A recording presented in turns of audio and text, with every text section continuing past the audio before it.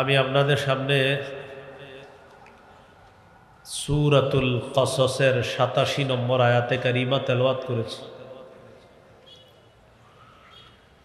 এই আয়াতে আল্লাহ তাআলা বলেন, ওয়াদউ ইলা রাব্বিকা, আপনি আপনার রবের দিকে আহ্বান করেন, দাওয়াত দেন। আলোচ্য বিষয় দাওয়াত। আলোচ্য বিষয় কি? দাওয়াত। দাওয়াতের আলোচনা আমরা কয়েকটি অংশে শুনব। ১ নম্বর, দাওয়াতের আবিধানিক পারিভাষিক অর্থ। দাওয়াতের আবিধানিক অর্থ আন-নিদা, আহ্বান করা, ডাকা।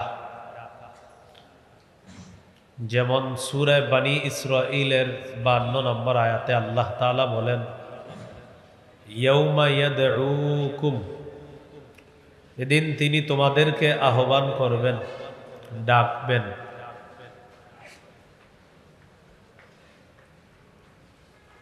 দাওয়াতের পারিভাষিক অর্থ শাইখুল ইসলাম ইবনে তাইমিয়া রহমতুল্লাহি আলাইহি বলেন, আদ-দাওয়াতু ইলাল্লাহ হিয়া আদ-দাওয়াতু ইলাল ঈমানি বিহি ওয়া বিমা জাআত বিহি রুসুলুহু আলাইহিমুস সালাতু ওয়াস সালাম। আল্লাহর পথে আহ্বান করা, আল্লাহর দিকে দাওয়াত দেওয়া মানে হলো আল্লাহর বিশ্বাসের দিকে দাওয়াত দেওয়া, আল্লাহর রসুলগণ যা নিয়ে এসেছেন এই দিকে আহ্বান করা। এটা হলো দাওয়াতের পারিভাষিক অর্থ। শায়েখ খিজির রহমতুল্লাহি আলাইহি বলেন, ৪ জিনিসের নাম দাওয়াত। হাসসুন নাসি আলাল খাইরি ওয়াল হুদা ওয়াল আমরি বিল মা'রুফি ওয়ান নাহyi আনিল মুনকার। মানুষকে কল্যাণের ব্যাপারে উৎসাহিত করা, হেদায়েতের প্রতি উৎসাহিত করা, উদ্বুদ্ধ করা, সৎ কাজের আদেশের প্রতি উদ্বুদ্ধ করা, অসৎ কাজের নিষেধের প্রতি উদ্বুদ্ধ করার নাম হলো দাওয়াত।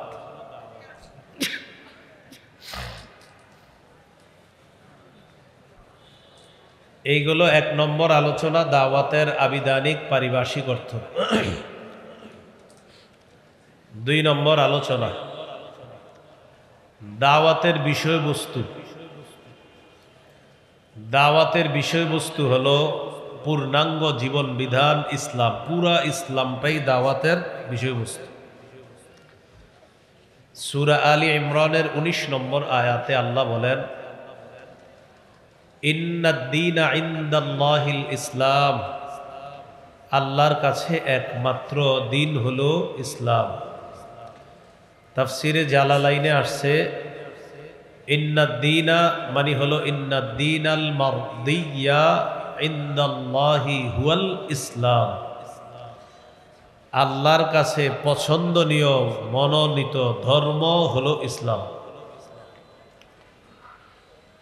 সূরা আলী ইমরানের ৮৫ নম্বর আয়াতে আল্লাহ তাআলা বলেন, ওয়ামান ইয়াবতাগি গায়রাল ইসলামি দীনান ফালাই ইউকবালা মিনহু, যে ব্যক্তি ইসলাম ছাড়া অন্য কোনো কিছুকে দিন হিসাবে কামনা করবে, ফালাই ইউকবালা মিন, এটা তার থেকে গ্রহণ করা হবে না। তাহলে দাওয়াতের বিষয়বস্তু পুরা ইসলাম, পূর্ণাঙ্গ জীবন বিধান ইসলাম, দাওয়াতের বিষয়বস্তু। ৩ নাম্বার, দাওয়াতের উদ্দেশ্য আল্লাহর সন্তুষ্টি অর্জন করা। সূরা আনআমের ১৬২ নম্বর আয়াতে আল্লাহ বলেন, কুল ইন্না সলাতি ওয়া নুসুকি ওয়া মাহইয়ায়া ওয়া মামাতি লিল্লাহি রাব্বিল আলামিন। নবী আপনি বলেন, আমার নামাজ, আমার কোরবানি, আমার জীবন, আমার মৃত্যু বিশ্বজগতের রব আল্লাহর জন্য।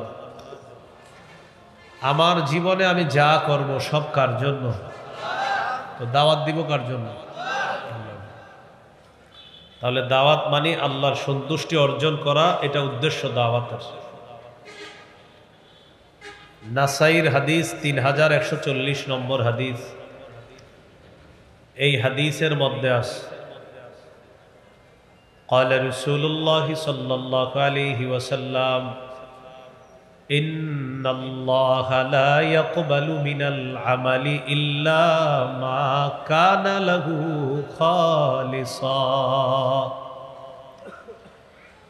আল্লাহ তাআলা ততক্ষণ বান্দার আমল কবুল করেন না যতক্ষণ এই আমল ইখলাসের সাথে না হবে, ততক্ষণ এই আমল আল্লাহ কবুল করেন না। তাহলে দাওয়াতের উদ্দেশ্য আল্লাহর সন্তুষ্টি অর্জন করা। 4 নাম্বার আলোচনা, দাওয়াতের গুরুত্ব।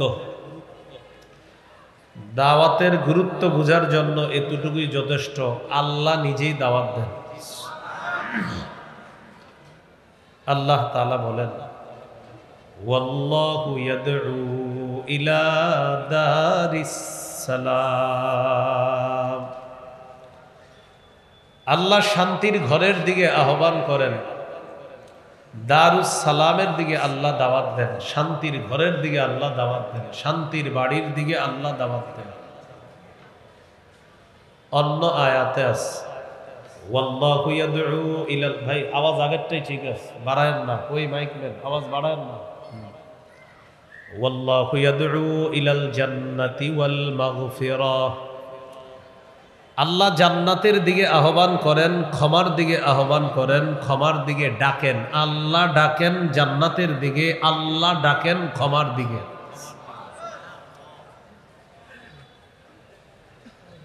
তাহলে আল্লাহ দাওয়াত দেন।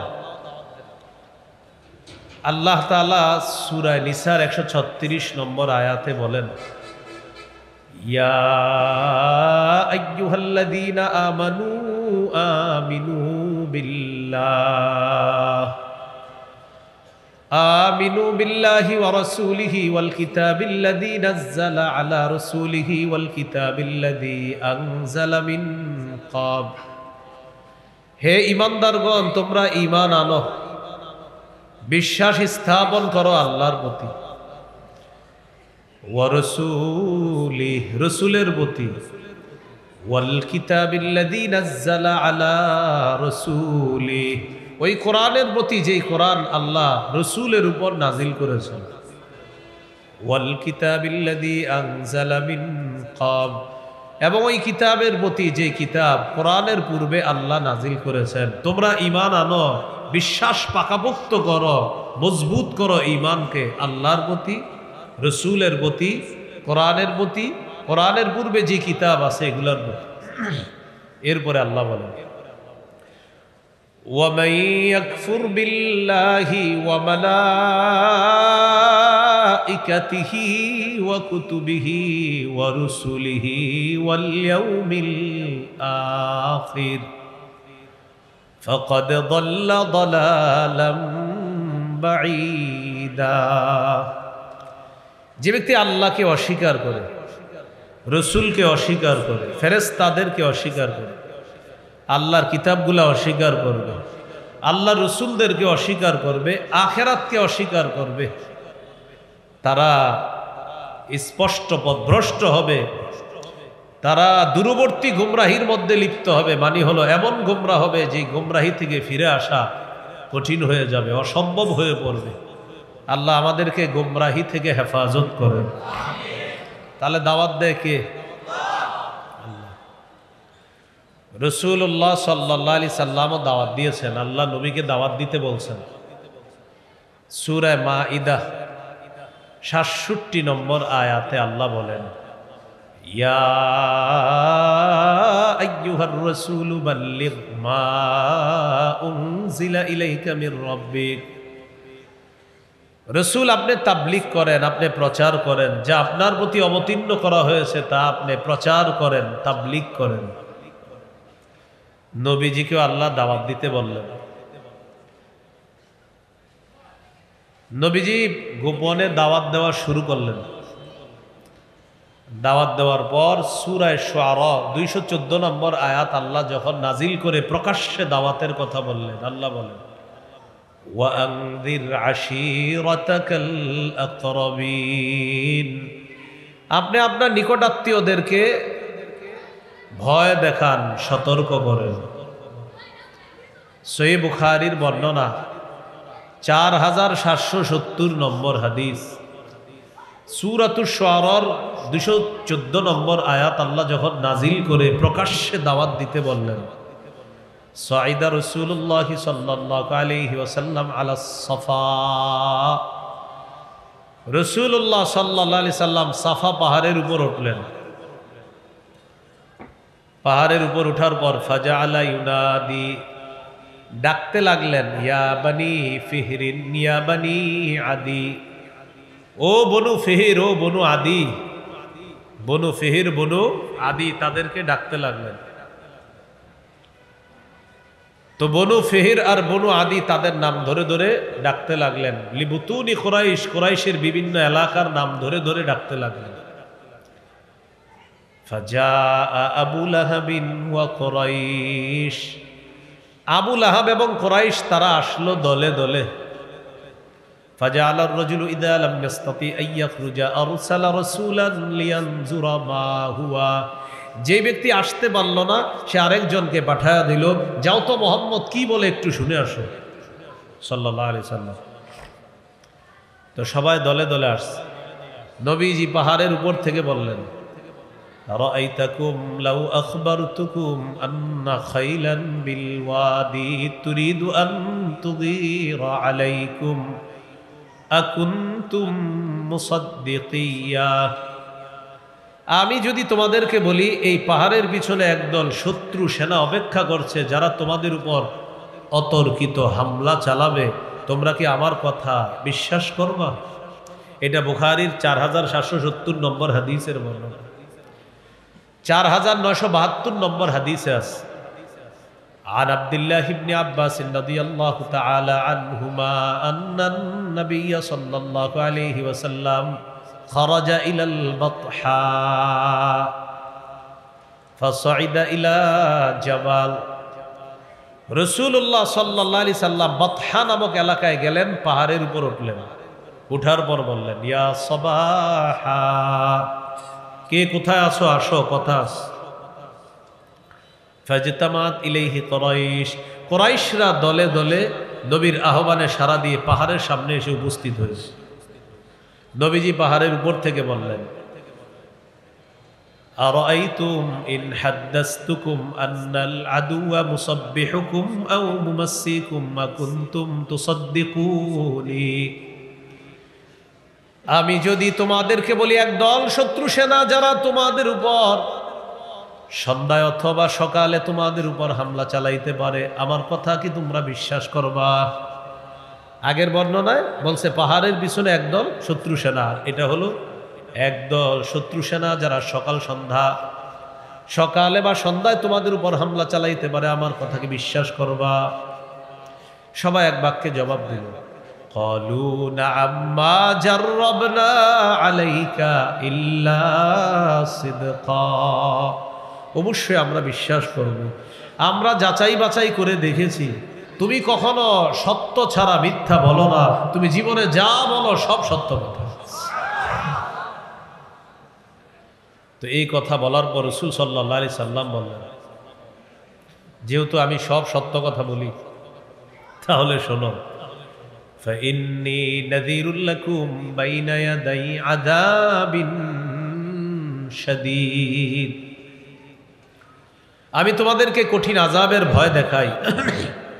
আল্লাহকে আল্লাহ মানো, যদি না মানো তোমাদের উপর কঠিন আযাব আসবে, আমার কথা মেনে নাও, যদি না মানো তোমাদের উপর কঠিন আযাব আসবে, সে আযাব কঠিন হবে।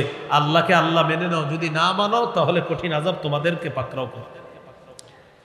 এই কথা বলার পর আবু লাহাব বলল, তাব্বান লাকা সাইরাল ইয়াউম আলিহাদা জামাআতানা, মুহাম্মদ তুমি আমাদেরকে এই কারণে ডাকছো, তোমার পুরোটা দিন ধ্বংস হোক।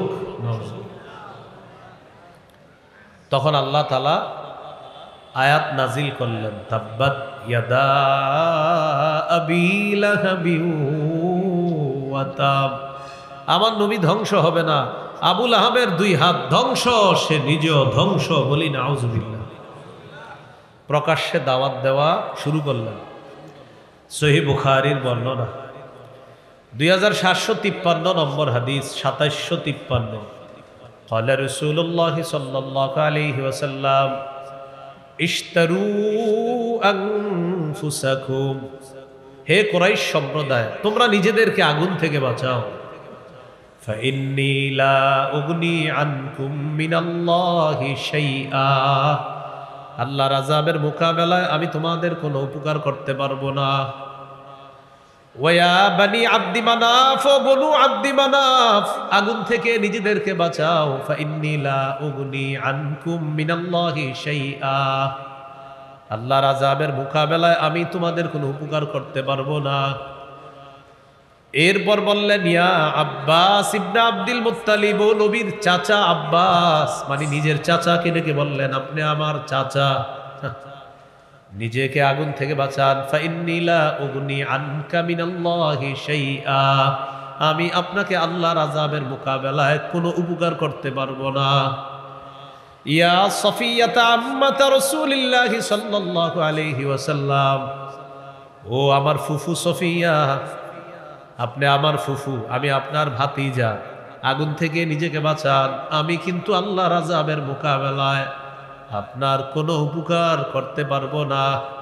নিজের কলিজার টুকরা ফাতেমা রাদিয়াল্লাহু তাআলা আনহাকে ডেকে বললেন, ইয়া ফাতিমা বিনতা মুহাম্মাদিন সাল্লাল্লাহু আলাইহি ওয়াসাল্লাম, ও মুহাম্মদের মেয়ে ফাতেমা সাল্লাল্লাহু আলাইহি ওয়াসাল্লাম, আনকিদি নাফসাকি মিনান নার, আগুন থেকে নিজেকে বাঁচাও। ফাইন্নী লা উগনি আনকি মিনাল্লাহি শাইআ। আল্লাহর আযাবের মোকাবেলায় আমি তোমার কোনো উপকার করতে পারবো না, বাঁচাও। প্রকাশ্যে দাওয়াত শুরু করে দিলেন। তাহলে আমাদের নবীও দাওয়াত দিছে, মনে আসেনি? 3 নাম্বার আলোচনা চলতেছে, দাওয়াতের গুরুত্ব। আল্লাহ দাওয়াত দিয়েছে, আমাদেরকে দাওয়াত দেন, ডাকেন, আহ্বান করেন জান্নাতের দিকে। নবীও দাওয়াত দেন। ওলামায়ে কেরাম আপনাদের সামনে কথা বলে, আমার আগে হযরত মাওলানা মুফতি হাসান জামিল সাহেব হুজুর কথা বলছে, কত সুন্দর সুন্দর কথা। 4 শ্রেণী মানুষ কি সুন্দর করে ব্যাখ্যা দিলেন। এই যে কথাগুলো বললেন, এটাও দাওয়াত। قال رسول الله صلى الله عليه وسلم مثل الذي يتعلم العلم ثم لا يحدث به كمثل الذي يكنز الكنز ثم لا ينفق منه। কোন ব্যক্তি যদি ইলম অর্জন করে, করার পর যদি ইলম প্রচার না করে, দাওয়াতের কাজ যদি না করে, প্রচার প্রসারের কাজ, তাবলীগের কাজ যদি না করে, সে ওই ব্যক্তির মতো হয়ে যাবে যে ব্যক্তি টাকা সঞ্চয় করলো কিন্তু খরচ করে না। এক ব্যক্তি টাকা সঞ্চয় করে, জমা করে, খরচ করে না। নবী বলেন, কোন আলেম এলেম শিক্ষা করার পর এটা যদি বিতরণ না করে, সে আলেম ওই ব্যক্তির মতো যে টাকা পয়সা সঞ্চয় করে কিন্তু খরচ করে না। তো উলামায়ে কেরামের দায়িত্ব, তারা যা জানে এটা অন্যকে জানায় দিতে হবে। এখান থেকেও বুঝে আসে তাবলীগের, দাওয়াতের কতটা গুরুত্ব। আল্লাহ আমাদেরকে গুরুত্ব বুঝে দাওয়াতের কাজ করার তৌফিক দান করে। এ গেল 4 নাম্বার কথা। 1 নাম্বার আবিধানিক পারিভাষিক অর্থ, 2 নাম্বার বিষয়বস্তু, 3 নাম্বার গেল উদ্দেশ্য, 4 নাম্বার গেল দাওয়াতের গুরুত্ব, 5 নাম্বার দাওয়াতের পদ্ধতি। বলেন দাওয়াতের কি গুরুত্বপূর্ণ আলোচনা। 1 নাম্বার পদ্ধতি, কৌশলে দাওয়াত দেওয়া। প্রিয় ভাইয়ারা, কিভাবে দাওয়াত দেওয়া? সূরা নাহল 125 নম্বর আয়াত, 14 পারা 20 নম্বর পৃষ্ঠা। আল্লাহ বলেন, উদউ ইলা সাবিলি রাব্বিকা বিল হিকমাতি ওয়াল মাউইযাতিল হাসানাহ ওয়াজাদিলহুম বিল্লাতী হিয়া আহসান। নবী, আপনি আপনার রবের রাস্তায় দাওয়াত দেন কৌশলের সাথে, উত্তম ওয়াজের মাধ্যমে আপনি দাওয়াত দেন। ওয়াজাদিলহুম বিল্লাতী হিয়া আহসান, আপনি বাতিলদের সাথে উত্তম পন্থায় মোকাবেলা করেন। তাহলে কৌশলে দাওয়াত দেওয়া। বলেন কিভাবে দাওয়াত দেওয়া? 2 নম্বর, নরম ভাষায় দাওয়াত দেওয়া। নরম ভাষায়, ভাই আসেন আসেন নামাজে আসেন। এই মেয়ে তো বেডের করবেন না জানতো, তা আবার বলবেন ভাই আসেন না, 10 মিনিট পরে আসেন, যান 10 মিনিট পরে আবার যাবেন, ভাই চলেন, এখন ব্যস্ত আছি 1 ঘন্টা পরে আসেন, 1 ঘন্টা পরে গিয়ে বলবেন ভাই পায়ে পড়ি, চলেন না নামাজ। এইভাবে নরম ভাষায় দাওয়াত দিতে হবে। আর ঘটনাচক্রে যদি আপনার দাওয়াতে ওই লোকটা নামাজি হয়েই যায়, এটাই আপনার নাজাতের জন্য যথেষ্ট। নরম ভাষায় দাওয়াত দেওয়া।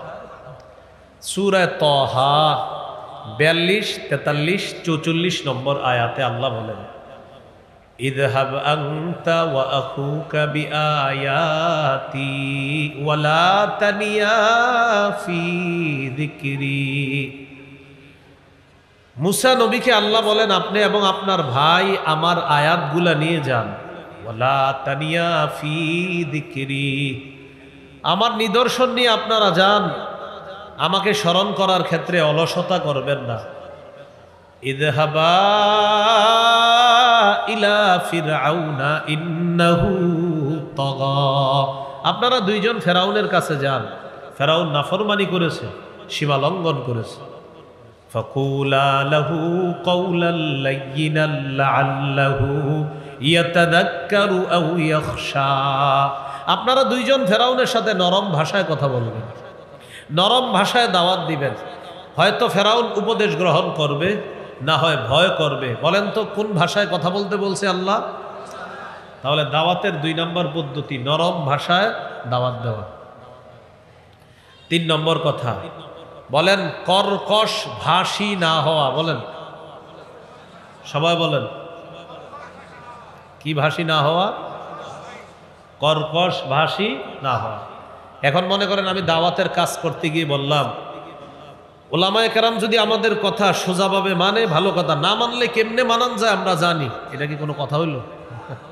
হ্যাঁ, মনে করেন কেউ বলল যে আমরা তাদেরকে বলেছি, তারা যদি মানে ভালো কথা, না মানলে কিভাবে মানাবো এই নিয়ম আমগো জানা আছে। তো এটা কি সুন্দর দাওয়াতের ভাষা হলো?